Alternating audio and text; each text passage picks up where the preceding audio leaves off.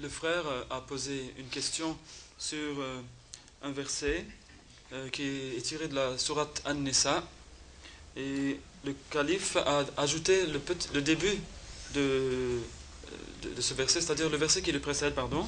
Il dit que pour comprendre ce verset, il faut que l'on lise ce morceau-là aussi.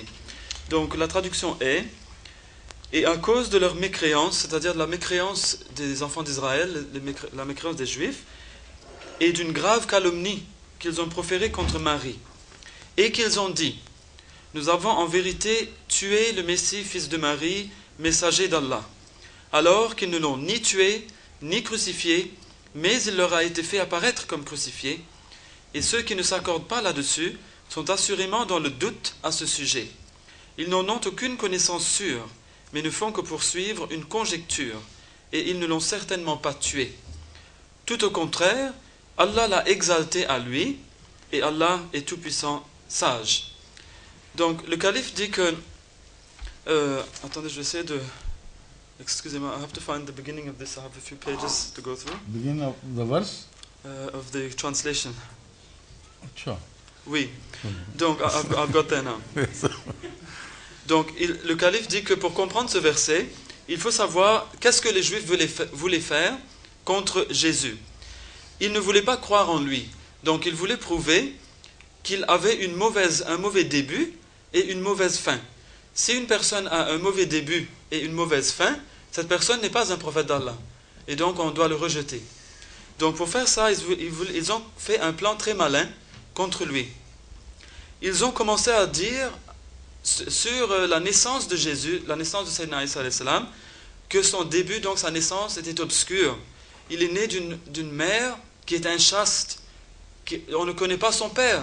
Qui est cet homme dont on ne connaît même pas le père? Et aussi, selon la Bible, si quelqu'un est tué sur la croix, eh bien cette personne meurt d'une mort maudite. Donc si on peut le faire mourir d'une mauvaise mort sur la croix, eh bien on pourra prouver qu'avec ce blâme, cette calomnie qui a été faite contre Marie, la mère de Jésus, en prouvant qu'il était né d'une mauvaise façon et qu'il est mort d'une mauvaise façon, il est maudit dans sa naissance, maudit dans sa mort, on pourra prouver donc que Jésus était un faux prophète. Et le Saint-Coran, par ce verset, veut enlever ce blâme, veut laver Jésus-Christ de tout ce plan et l'innocenter de tout cela. Les Juifs ont voulu tuer Jésus-Christ, et la croix, as-salib, n'était qu'un instrument pour le tuer. Donc le Saint-Coran dit: وَمَا قَتَلُوهُ وَمَا صَلَبُوهُ. Pourquoi Allah n'a-t-il pas seulement dit وَمَا صَلَبُوهُ? Il aurait pu dire juste ça. Mais Allah voulait montrer qu'il voulait le tuer, et que l'instrument par lequel il voulait le tuer, c'était la croix. Donc il a dit وَمَا قَتَلُوهُ وَمَا صَلَبُوهُ. Donc il y a les deux qui sont mentionnés ici. Le calife demande à présent: si on fait une tentative d'assassinat contre quelqu'un, mais que cette tentative échoue, peut-on dire que la personne a été assassinée? Si on essaye de tuer quelqu'un, mais que la personne ne meurt pas, peut-on dire qu'on a pu assassiner cette personne? Non. Donc, si on a essayé d'empoisonner, par exemple, le saint prophète Mohammed sallallahu alayhi wa sallam, on sait que plusieurs fois, on a essayé de l'empoisonner pour le tuer.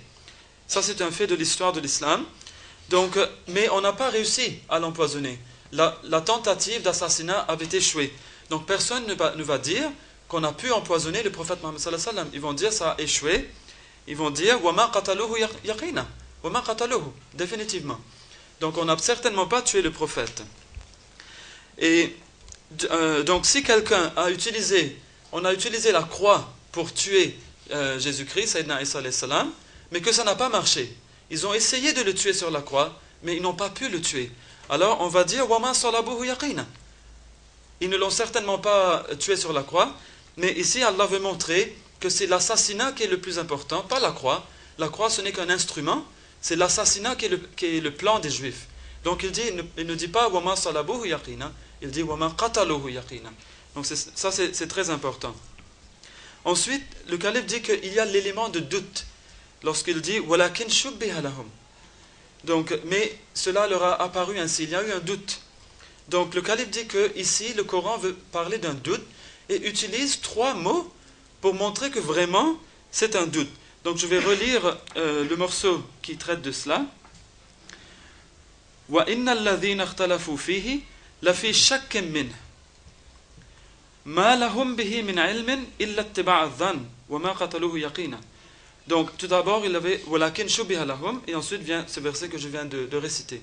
Donc il y a وَلَكِنْ شُبِّهَ لَهُمْ لَفِي شَكٍّ مِّنْهِ et aussi إِلَّا اتِّبَاعَ الظَّنِّ.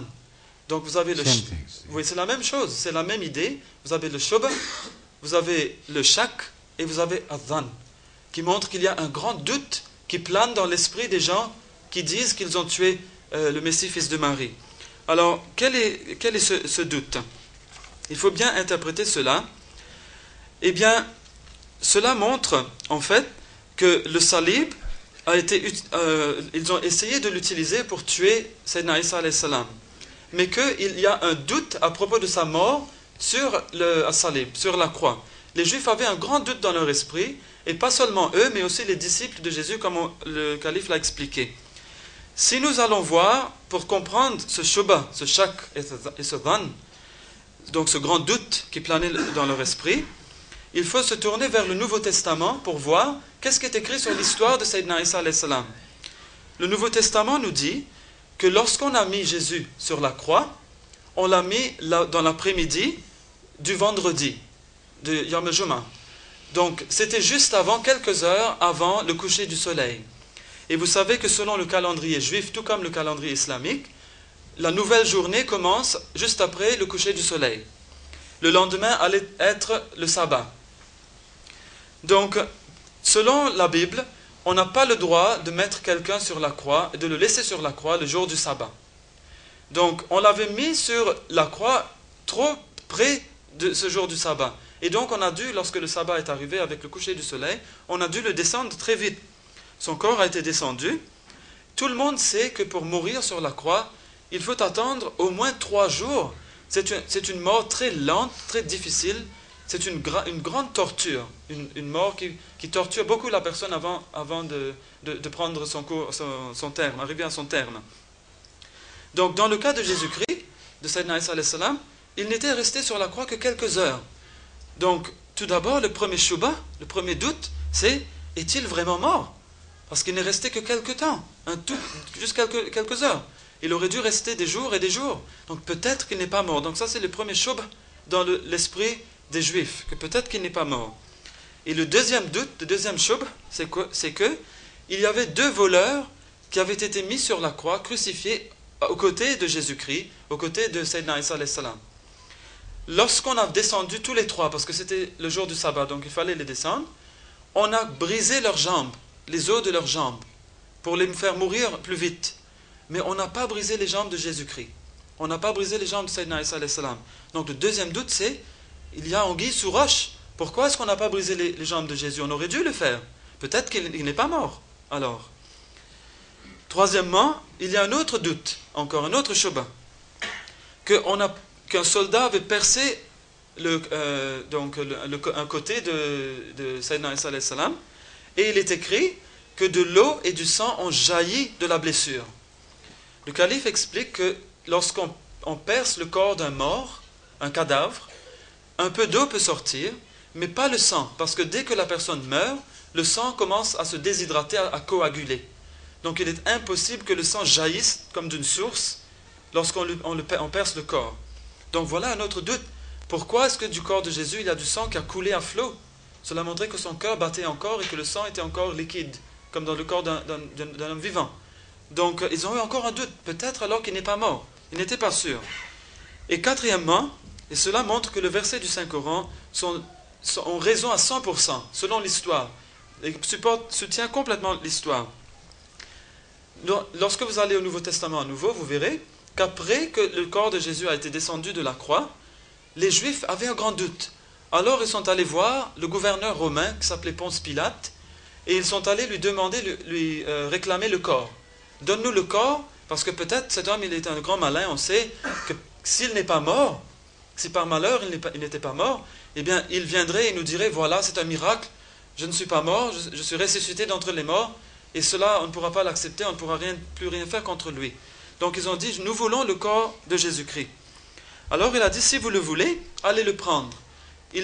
Ses disciples avaient déjà mis son corps dans le tombeau, et il a dit donc, allez surveiller son corps si vous voulez. Donc ils ont mis des gardes pour surveiller l'entrée de la tombe, juste au cas où Jésus se réveillerait, et qu'il était juste dans un coma, qu'il n'était pas vraiment mort, et que peut-être qu'il allait sortir et revenir parmi les vivants. Donc, lorsque le 3e jour, la pierre était roulée, et il n'y avait plus de Jésus, il était parti. Donc il y avait un grand doute, que où est-il? Il n'est peut-être pas mort. Donc il y avait 4 grands doutes de Shubha. Et c'est pour ça Allah dit, walakin shubbiha lahum. Ils croyaient ils ont dit qu'il était mort, mais ils avaient un doute, un grand doute, que peut-être il n'est pas mort, même s'ils le disent. Donc, les ulama maintenant, vous qui êtes musulmans, les ulama vous ont déclaré que Allah subhanahu wa ta'ala, il a élevé Jésus avec son corps jusqu'au ciel. Donc, ils ne vous disent pas où est parti son corps. Ils ne vous expliquent pas où est allé le corps de Jésus. On ne sait pas où c'est exactement. Donc, pour comprendre à présent quel est ce dhan, on voit que l'histoire continue avec cela. Lorsqu'il sort du tombeau, lorsque le corps n'est plus là, soudain, il apparaît à ses disciples, à ceux qui le suivent. Et eux-mêmes étaient aussi dans le doute. Ils croyaient qu'il était mort. Ils l'avaient vu sur la croix, ils ont cru qu'il était mort. Mais quand ils l'ont vu venir, ils ont eu un doute. Ils se sont dit, mais comment? On l'a vu mourir. Comment est-il vivant devant nous? Ils ont eu un grave doute. Et ils ont cru, ils ont dit, es-tu un esprit? Peut-être que tu es un ruh. Peut-être que tu n'es pas un homme. Alors il dit, non, non, je ne suis pas un esprit, je ne suis pas un ruh, je suis le même Aïssa qu'avant. Et il les invita à toucher ses blessures. Il dit, regardez où on avait mis les clous, donc dans mes mains, dans mes bras, mes poignets, touchez les blessures. Et ils ont touché les blessures pour voir que vraiment, c'était le même Jésus. Ensuite, il dit, j'ai faim. Est-ce que vous avez à manger? Alors il dit, oui, nous avons du poisson et du pain. Il dit, donnez-moi ça, je vais manger. Juste pour leur affirmer, pour leur montrer, prouver que vraiment il était le même Jésus qui avait encore besoin de manger. Alors il mangea avec eux. Et alors, ils n'eurent plus de doute. Ils surent qu'il était vraiment vivant.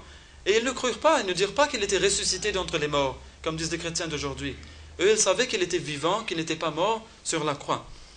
Donc, le verdict du Coran est correct lorsqu'il dit que dans leur plan de crucifier Jésus, il dit « Wama salabuhu ». Ça veut dire que leur plan de le crucifier, de le tuer en utilisant la croix, ça n'a pas marché. Mais il dit, la conclusion de tout ça, de toute cette histoire, c'est certainement, ils ne l'ont pas tué. Wama qataluhu yaqina, et pas Wama salabuhu yaqina. Ils ne l'ont certainement pas tué, mais ils ont utilisé la croix, ça c'est sûr. Mais ils ne l'ont pas tué dessus, ils n'ont pas réussi à le tuer. Donc, maintenant, le Coran montre aussi que Jésus n'était pas l'homme maudit, mal'oun, comme l'avaient dit les Juifs. Ils ont dit qu'il est né, on ne sait même pas qui est son père, et il est mort sur la croix. Donc c'est un homme maudit, c'est un homme mal'oun. Donc ce n'est pas un Nabiullah, ce n'est pas un prophète d'Allah. Le Coran dit non, il n'est pas un mal'oun, il est un marfour. C'est quelqu'un qui n'est pas maudit, c'est quelqu'un qui est élevé jusqu'à Allah. Et alors, le Coran avait dit que son début était maudit et aussi sa fin. Allah dit non. Moi je dis que cet homme, je l'ai élevé. C'est un homme élevé dans sa spiritualité. C'est une personne marfour. Donc, il ne dit pas aussi Barrafa'ahu Allahu ila sama. Il dit Barrafa'ahu Allahu ilayhi. Donc, il dit mais Allah, au contraire, il n'est pas maudit comme il le dit, mais Allah l'a élevé, pas vers le ciel, ila sama. Le Coran ne dit pas ça. Il dit ilayhi. Il l'a élevé vers lui. Alors le calife demande, où est Allah? Où se trouve-t-il? Lorsqu'il l'a appelé vers lui-même, il l'a élevé vers lui-même, est-ce que Allah n'était pas là où était Sayyidina Isa alayhi salam? Est-ce qu'il était quelque part dans le 4e ciel? Si on doit croire ce que nous disent les mashayikh, les aïmma et les ulama d'aujourd'hui, eh bien il faudra qu'on dise aussi que Allah subhanahu wa ta'ala était quelque part dans le 4e ciel, et qu'après il a pris Jésus, il l'a amené jusque là-bas où il était, et qu'il n'était pas là avec Sayyidina Isa alayhi salam. Le calife dit ça, c'est une chose absurde. Allah est partout, il est là avec nous, il était là à côté de Sayyidina Isa. Et un corps matériel ne peut pas bouger vers le spirituel, ne peut pas bouger vers un esprit. Le calife dit par exemple, je ne peux pas dire que je suis ici, Allah n'est pas là, Allah est là-bas, je vais marcher pour aller vers Allah. Allah est partout. Donc comment Allah peut-il prendre Jésus et l'amener quelque part, un corps qui bouge vers l'esprit, alors qu'Allah est à côté de lui, partout avec lui. Donc on ne peut pas accepter cela. Et finalement, il dit, si vous comprenez bien donc la parole d'Allah, vous voyez comment les Juifs, ils ont fait un plan pour dénigrer la naissance de Jésus, pour le faire mourir d'une mauvaise mort, d'une mort maudite, mal'oun. Mais qu'ils ont eu des doutes. Ils n'étaient pas sûrs que Jésus était mort à cause de toutes ces choses qui se sont passées, qui ne devraient pas se passer. Mais ils ont vu tout ça, alors ils ont eu un grand doute. Mais Allah dit qu'ils ne suivent qu'un doute. Et Allah dit, mais certainement ils ne l'ont pas tué. Et après il le lave de ce blâme et dit que ce n'est pas un homme mal'oun, mais un homme marfour. Lorsque vous comprenez ce verset comme ça, vous voyez comment la parole d'Allah devient brillante et vous voyez comment Allah lave donc son prophète de tous ses blâmes et comment il montre comment le plan des Juifs avait échoué. Jazakallah, your turn, please.